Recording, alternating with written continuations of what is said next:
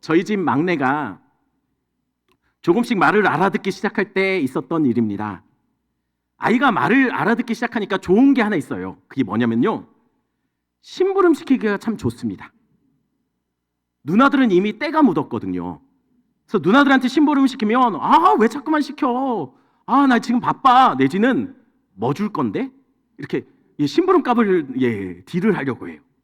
근데 막내는 아직 속세의 때가 묻지 않아서요, 시키면 시키는 족족 다 순종해요. 그러면서도 되게 뿌듯한 표정을 짓습니다. 아빠 가방 좀 갖다 주겠니? 하면 가방이 옆에 와 있어요.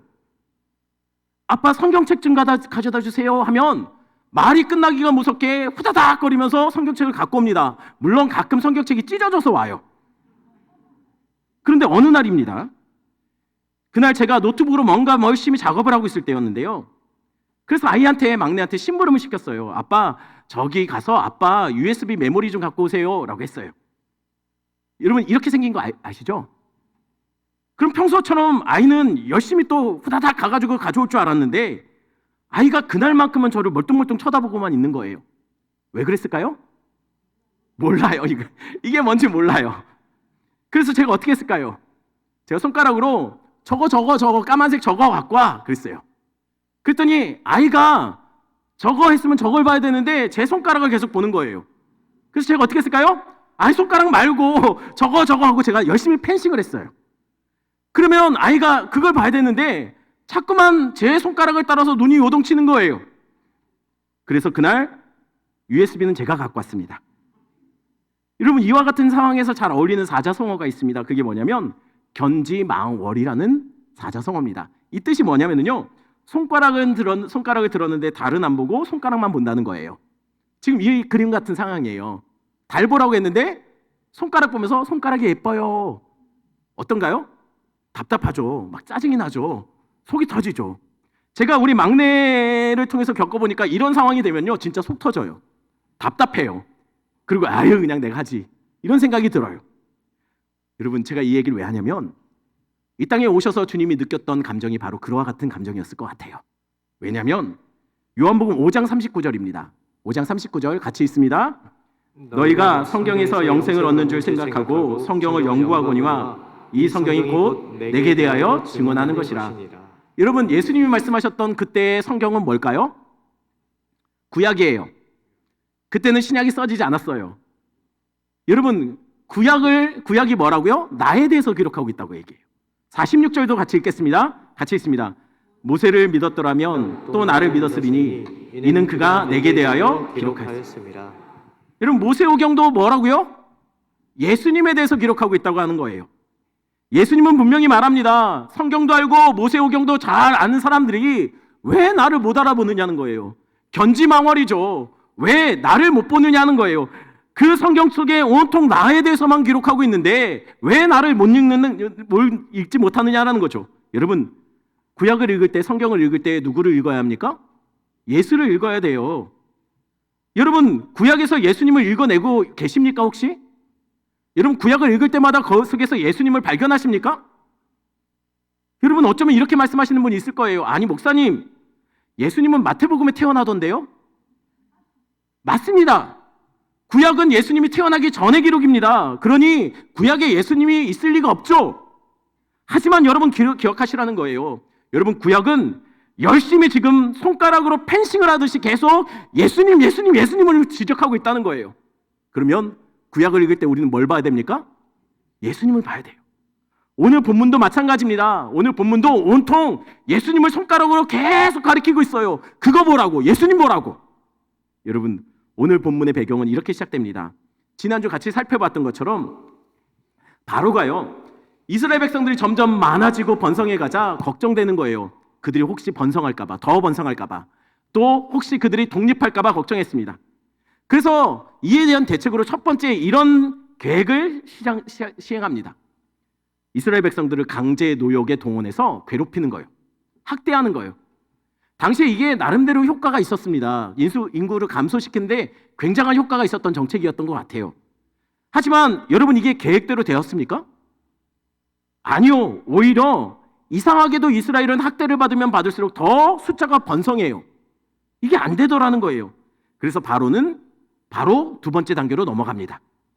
그게 뭐죠? 히브리 3:8을 불러서 아기 다 나면 남자이면 다 죽여버리라고 했어요. 근데 이게 됐나요? 문제가 생겨요. 히브리 3:8가 바로보다 하나님을 더 무서워하더라는 거예요. 말을 안 들어요. 역시 실패입니다. 그래서 바로는 어떻게 하죠? 또 바로 3단계로 넘어갑니다. 그래서 바로죠. 1장 22절 같이 있습니다. 그러므로 바로가 그의 모든 백성에게 명령하여 이르되 아들이 태어나거든 너희는 그를 나일 강에 던지고 딸이거든 살려두라 하였더라. 바로는 이번에는 히브리 백성들을 전체에게 말하는 거예요. 아들 낳으면 다 나일 강에 던져버리라고요. 여러분, 이거는 자발적 참여를 유도하는 캠페인이 아니에요. 이렇게 안 한다면 분명히 이렇게 말을 했을 거예요. 그 부모가 책임지고 죽을 것이라고요. 그러니 할 수밖에 없는 무자비한 명령인 거죠. 여러분, 한번 상상해 보세요. 이 명령이 내려지고 나서 나일강 주변이 어떨까요? 온통 그 아이를 잃어버린 어미의 울부짖음에 가득했을 거예요. 마치 예수님이 태어난 그곳 베들레헴에 그 아이를 잃어버리는 부모님의 그 울부짖음이 가득한 것처럼요. 여기저기는요, 아마 강 둥둥, 아기 막 태어난 아기의 시체가 둥둥 떠내려오고 있었을 거예요. 이 강이 죽음의 강이 됐을 거라는 거예요. 이런 상황에서 성경은 한 부부를 우리에게 소개시켜 주는데, 이 부부가 누구죠? 모세의 부모님이에요. 여러분, 근데 모세의 부모를 어떻게 성경이 소개하고 있는지 한번 같이 볼까요? 1절 말씀 같이 있습니다. 레위 가족 중 한 사람이 가서 레위 여자에게 장가들어. 여러분, 우리는 이 사람들이 누군지 잘 압니다. 근데 이상하게도 성경은 뭐라고 얘기하냐면 레위 여자, 레위 남자라고 얘기해요. 아니, 왜 이름을 말하지 않는 걸까요? 여러분, 여기만 그런 게 아니에요. 계속 읽다 보면 모세의 누이도 나와요. 누나도 나와요. 근데 누나의 이름이 또 안 나와요. 아니, 왜 그럴까요? 심지어 여러분, 모세의 이름도 안 나옵니다. 아니, 모세가 모세지. 아니요. 여러분, 모세는요, 애굽식 이름이에요. 원래 히브리 사람들은 낳자마자 히브리식 이름을 지어줍니다. 석 달 동안 부모 품에 있었다면 모세는 분명히 히브리식 이름을 가졌을 거예요. 가졌을 수밖에 없어요. 근데 성경은 모세의 히브리식 이름을 말하지 않습니다. 그냥 모세라고만 알려줘요. 여러분, 그러면 왜 그랬을까요? 왜 성경은 이들 모세의 가족들의 이름을 알려주지 않고 있는 걸까요? 몰라서 그랬을까요? 모를 리가요. 뒤에 보면 모세오경에 또 이들의 이름이 나와요. 여러분, 모세오경은 누가 썼습니까? 그러면 모세가 모세의 가족들의 이름을 몰랐을까요? 모를 리가 없죠. 아는데 안 적었습니다. 아는데 안 적었다면 왜 안 적었을까요? 일부러 안 적은 거예요. 대신 모세의 이름만 알려줘요. 이 말은 무슨 의미일까요? 다른 것에 집중하지 말라는 거예요. 지금 모세에게만 집중하라는 거예요. 모세라는 이름, 그것만 알려주고 이것이 내가 지금 말하려고 하는 메시지의 중요한 힌트라는 거죠. 여러분, 그럼 모세의 이름의 뜻은 뭘까요? 모세의 이름의 뜻은 물에서 건져냈다는 뜻입니다. 이 이름은 왜 이 이름이 됐을까요? 2절 말씀 이렇게 말합니다. 같이 있습니다. 그 여자가 임신하여 아들을 낳으니 그가 잘생긴 것을 보고 석 달 동안 그를 숨겼으나. 모세가 태어났을 때 이때가 어떤 때라고 얘기했습니까? 아들이 태어나면 다 나일강에 던져야 되는 때였어요. 그런 때 모세가 태어난 겁니다. 그럼 원래대로 한다면 모세는 어떻게 돼야지 맞습니까? 강에 던져져야 됐어요. 그런데 모세의 부모는 강에 던지지 않고 그를 석 달 동안 집에 숨겨두었다고 얘기해요. 왜 그랬습니까? 성경이 얘기해요. 이렇게 얘기해요. 그가 낳아서 보니 부모가 어라? 잘생겼네? 킵? 여러분, 잘생겨서 보관했다는 거예요. 여러분 이게 이해가 되십니까? 모세는 잘생겨서 강에 안 던지고 보관했다면, 숨겨뒀다면 다른 아이들은 다 죄다 못생겨가지고 방에 다 던진 건가요? 부모들이 좀 모질라네? 강에 던진 겁니까? 여러분, 이게 이해가 안 되죠. 여러분, 부모의 시선에서 자기 자녀가 못생긴 자녀가 있습니까? 여러분 자녀들은 그랬나요? 여러분 자녀들 낳았을 때 다들 얘를 영화 배우 시켜야 되나 미스코리아 시켜야 되나 막 그런 고민하셨잖아요. 저도 그랬는데 근데 커보니까 어떤가요? 딱 엄마 아빠예요. 그래서 그 꿈을 포기했죠. 애들이 포기한 게 아니고 우리가 포기했지 않습니까? 여러분 그러니 다들 부모들은 객관적으로 보지 못해요. 다 주관적으로 보죠. 모든 부모들은 다 자신의 자녀들이 잘생겼고 예뻤을 거예요. 그런데 왜 모세는 잘생겼다고 보관했을까요? 숨겨두었을까요? 여러분 잘생긴 것이 아니라는 거예요. 이 의미가 우리에게는 잘생겼다로 번역됐지만 여러분 이 의미가 그런 의미가 아니었다는 거예요. 여기서 잘생겼다라는 단어는요 원어로 토브라는 단어입니다. 많이 들어보셨죠? 아마 샬롬만큼 많이 들어보셨을 거예요. 이 토브가 어떤 때 쓰이는 단어냐면 창세기 1장에 보면 7번 나옵니다. 하나님이 매일 창조하시고 그때마다 뭐라고 하냐면 토브라고 했어요. 좋았더라. 아담과 하와를 만들어 놓고는 맨 마지막에 뭐라고 하죠? 심히 좋았더라. 메오드 토브. 여러분 토브. 그럼 아담과 하와가 기가 막히게 예쁘고 잘생겨서 토브라고 했을까요? 그런 뜻이 아니에요. 이 토브 좋았다. 그래. 멋지다. 라고 말한 것은 뭐냐면 하나님의 계획과 하나님의 뜻에 정확하게 일치한다는 뜻이에요. 내 뜻대로 됐다. 토브. 하나님이 원하시는 그대로 만들어졌다. 딱 이 모습이다. 토브입니다. 그럼 돌아와. 여러분 왜 모세의 부모는 모세를 보고서 토브라고 말했을까요? 그리고 왜 숨겼을까요? 잘생겨서 그런 것이 아니라 하나님이 뭔가 지금 일을 시행하려고 하는 것 같은데 바로 이 아이다. 딱 맞는 아이다. 맞다. 하나님의 계획에 정확하게 부합하는 아이. 하나님이 이 아이를 통해서 그 일을 하시려는구나. 그 아이다. 라고 해서 숨겨놓았다는 거예요. 목숨 걸고 숨겨놨다는 거죠. 뭔지는 몰라요. 하지만 모세를 보자 하나님이 이 아이를 통해서 지금 일하려고 미리 예비해 놓은 아이구나. 그 아이구나. 라고 해서 숨겨뒀다는 거예요. 여러분 근데 숨겨도 숨길 때까지 숨겼지만 안 되는 순간이 오지 않습니까? 여러분 석 달 동안 숨겼는데 아이는 점점 크고 우는 소리는 더 커지고 옆집도 알고 동네가 알기 시작합니다. 아이가 커서 숨길 수도 없어요. 여러분 이럴 때가 온다는 거예요. 여러분 삶에서도 그런 때가 오지 않습니까? 내 힘으로 열심히 나름대로 노력하고 버티고 견뎌봤는데 안 될 때가 있지 않습니까? 어쩔 수 없을 때가 있지 않습니까? 내 힘의 한계, 내 능력의 한계에 도달할 때가 있지 않습니까? 그런 때가 어느 때죠? 아이 문제가 그럴 때가 있어요. 열심히 잘 보살피고 키웠는데 자꾸만 엇나가서 내 힘으로 안 될 때가 오지 않습니까? 때로는 건강의 문제로 그냥 의사가 진단한 것 때문에 우리의 마음이 다 무너지고 내 힘으로 안 되는 순간이 오지 않습니까? 또는 열심히 꾸려놨던 사업과 내 모든 계획이 한순간에 무너질 수밖에 없는 도무지 버틸 수 없는 순간에 도달할 때가 있지 않습니까? 여러분 그때 여러분들은 어떻게 하십니까? 어떻게 해야 될까요? 내 힘으로 안 되는데 어떻게 합니까?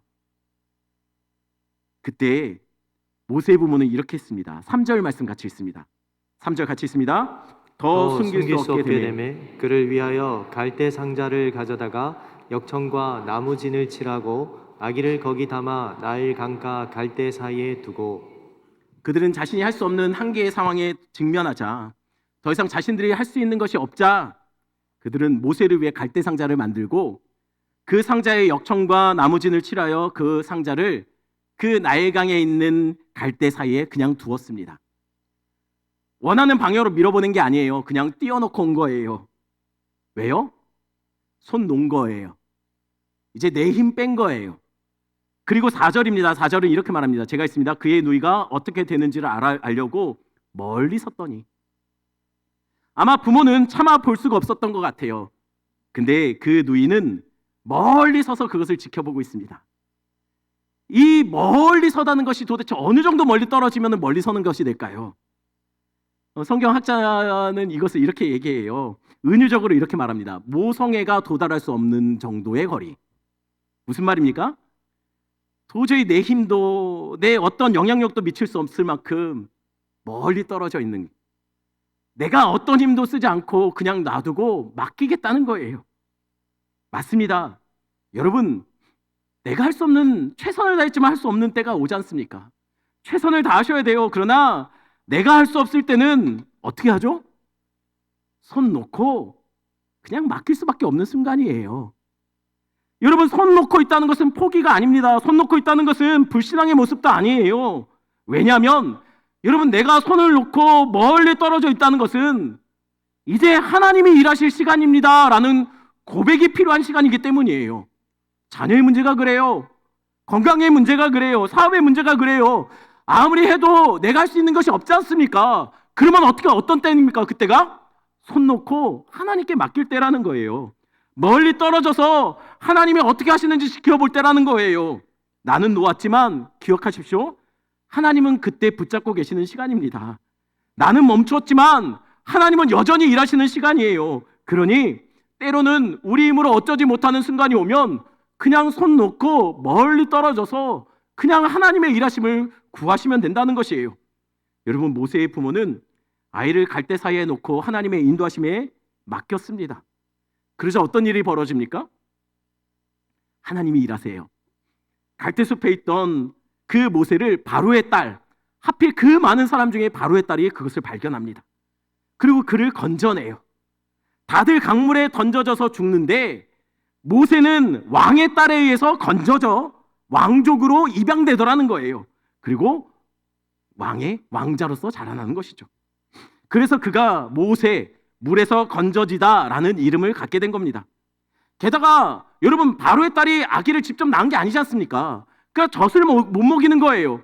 그래서 젖 먹일 수 있는 그 유모를 고용하는데, 그래서 고용된 유모가 누굽니까? 모세의 친모예요. 여러분, 인류 역사상 자기 아이 젖 먹이면서 돈 받은 유일한 여자예요.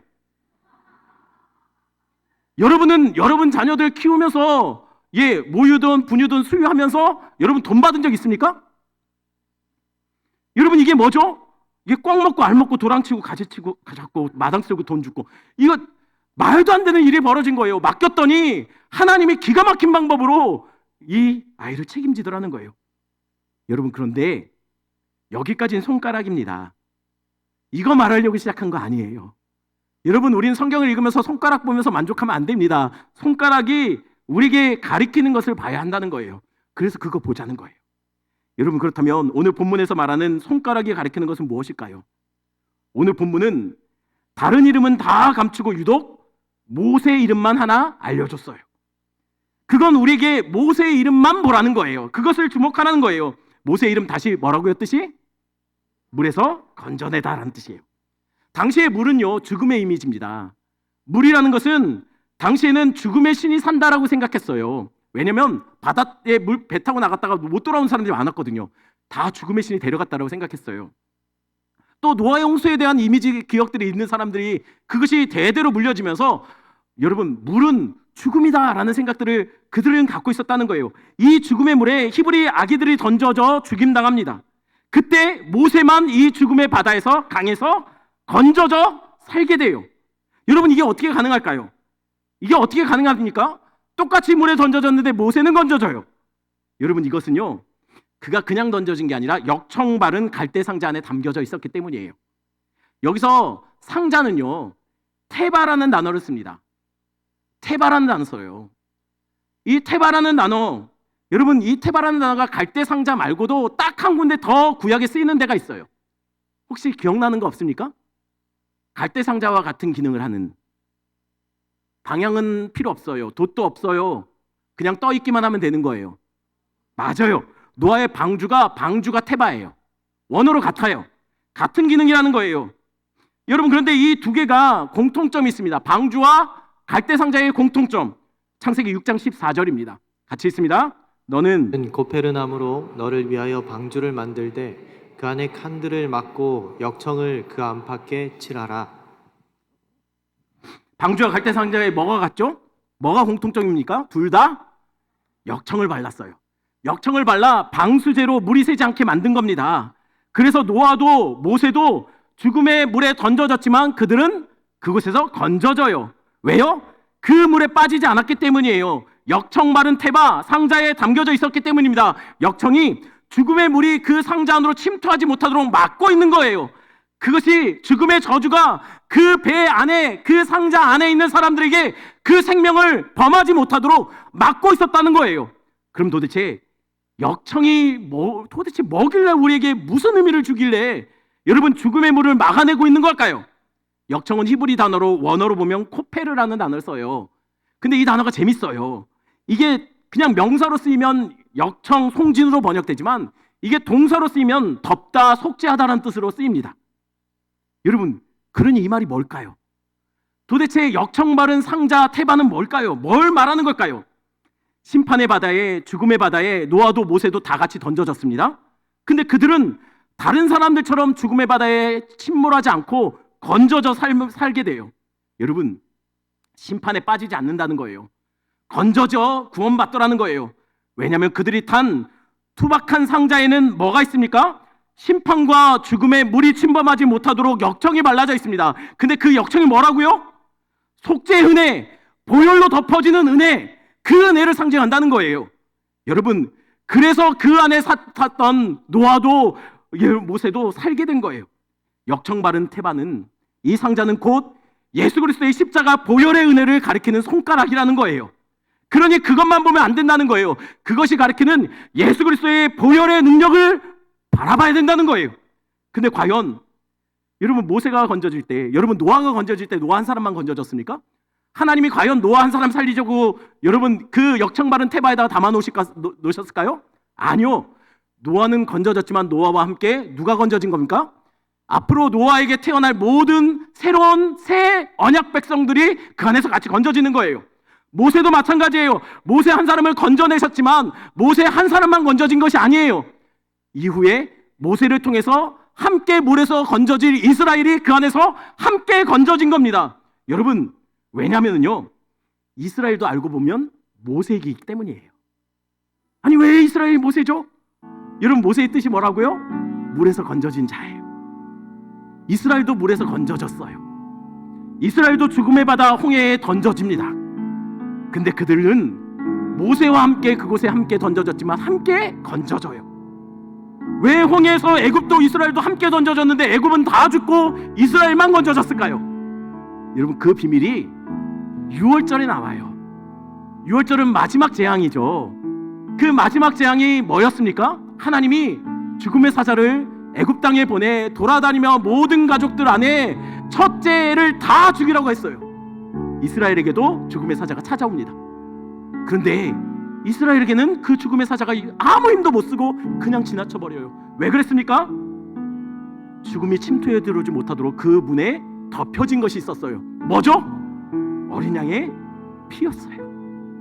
어린 양이 대신 죽어 그 피로 덮여진 백성들에게는 심판의 저주가, 죽음의 절망이 침투해 들어가지 못하더라는 거예요. 다 막아지더라는 거예요. 그래서 여러분, 어린 양의 보혈로 구원받은 그들이 죽음의 바다로 들어가는데 그 바닷물이, 심판이, 그 죽음이 그들을 어쩌지 못한 거예요. 왜냐하면 이게 상징적인 거예요. 어린 양으로 덮어진 자들은 죽음의 저주에, 심판의 저주에 던져지지 않을 것이라는 거. 아니, 엄밀히 말하면 던져집니다. 죄송하지만 여기 계신 분들도 다 우리는 때가 되면 다 죽음에 던져질 거예요. 우리는 믿는 사람이나 믿지 않는 사람 모두 다 죽음에 던져집니다. 저주받은 것처럼 던져지게 될 거예요. 하지만 우린 달라요. 뭐가 다르죠? 우린 던져지만 건져져요. 왜 건져집니까? 우리에겐 뭐가 있다고요? 예수 그리스도의 보혈이 덮어져 있기 때문이에요. 십자가에 그 피 흘려신 그 보혈이 우리를 덮고 구속의 은혜로 우리를 감싸고 우리를 덮어놓고 있기 때문이에요. 가려주고 있기 때문입니다. 여러분, 우리 같은 죄인이 어떻게 하나님 앞에 당당히 설 수 있을까요? 성경은 분명히 말하고 있습니다. 우리가 하나님 앞에 나아갈 때, 심판대 앞에 설 때 우리가 뭘 옷을 입고 간다고요? 예수로 옷 입고 간다고 말하고 있어요. 그게 뭡니까? 계시록에 보면 피 묻은 세마포라고 해요. 예수 그리스도의 그 보혈로 씻겨진 옷이라고 말하고 있어요. 여러분, 우리 죽습니다. 그러나 우리는 건져져요. 우리는 그 죽음의 저주에 버려지는 존재가 아니라는 거예요. 하나님, 우리를 생명으로 건져내십니다. 이 시간 말씀 생각하시면서 이 찬양 같이 부릅니다. 6월절 어린 양의 피로.